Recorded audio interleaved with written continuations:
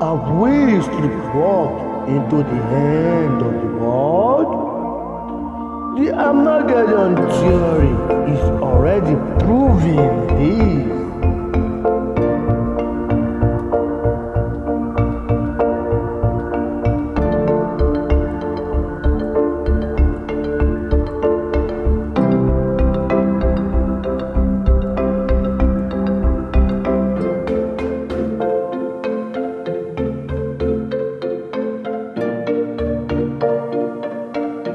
It doesn't take much for one unlucky hailstorm to park over a city and quickly become a billion-dollar disaster. We're tracking hail damage across central Texas. As large as baseballs. The hail came down, and of course it damaged, as you mentioned, several cars. Massive hail ripped through that area 6 months after the last hailstorm hit Norman. In the light of day Thursday morning, the damage shocking to some homeowners. Severe thunderstorms last night dropping damaging hail.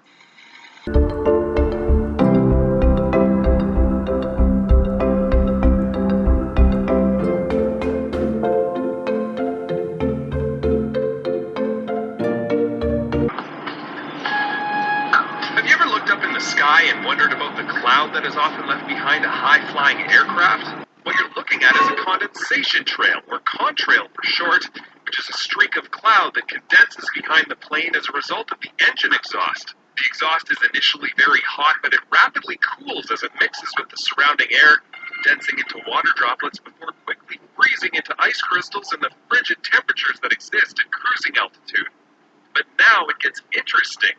You may have noticed that some contrails vanish quickly behind the plane, while others can linger for a long time and even begin to spread across the sky.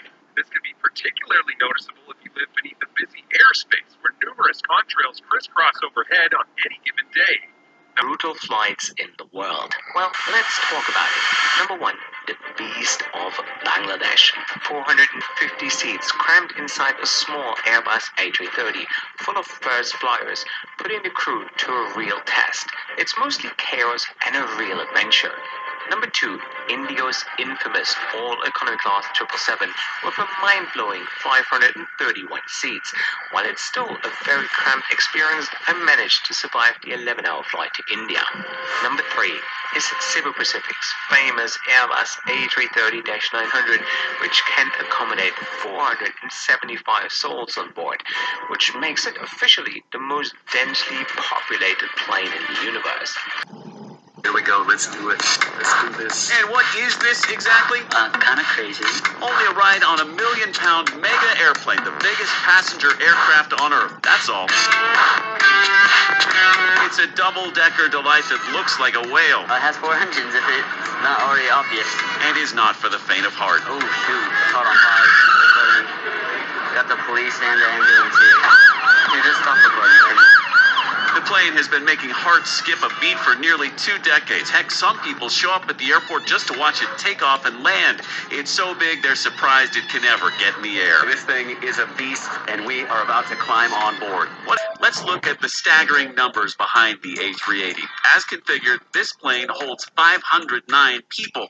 It has a crew of 21 people for the transatlantic flight. It's carrying more than 250,000 pounds of fuel. And fully loaded, this plane weighs well over 1 million pounds.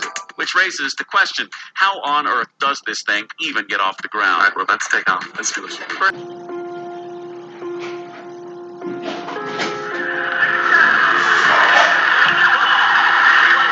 On September 11, 2001, the World Trade Center became the target of a massive terrorist attack that took the lives of nearly 3,000 people. At 8:46 a.m., American Airlines Flight 11, hijacked by Islamist terrorists, struck the North Tower. The aircraft smashed into the building's northern face between the 93rd and 99th floors. 17 minutes later, at 9:03 a.m., the unthinkable repeated itself. United Airlines Flight 175 roared across the morning sky and crashed into the South Tower between the 77th and 85th floors. Handful miraculously escaped before the building began to groan under its own weight. At 9:59 a.m., just 56 minutes after the second impact, the second tower collapsed. It didn't fall like a tree. It disintegrated like sand, cascading downward floor by floor in a catastrophic wave of steel and ash. The roar of its collapse echoed across the city. Suddenly, at 10:28 a.m., the North Tower, after burning for 102 minutes, followed. In a matter of minutes, one of the most iconic parts of New York had been erased from the map. It wasn't over. At 5:20 p.m., fires burning unchecked in World Trade Center 7, an office building near the base of the towers, caused the east penthouse to collapse. The Marriott Hotel was flattened by the falling towers. 3 other buildings in the complex were badly damaged and later had to be demolished.